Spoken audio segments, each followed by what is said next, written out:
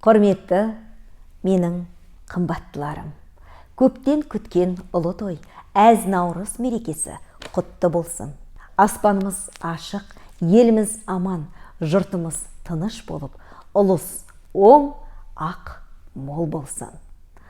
Келесі Наурызда қуанышпенен, шаттықпен қаушайық. Армандаңыздар, барлық армандарыңыз орындалсын. Армандаған әрбір адамның Аллах тағала тілегін қабыл етіп, қасиетті Рамазан айына келіп жеткен Наурыз мерекесі құтты болсын. Адам баласы арманымен асқақ, жетістігіменен жасампаз.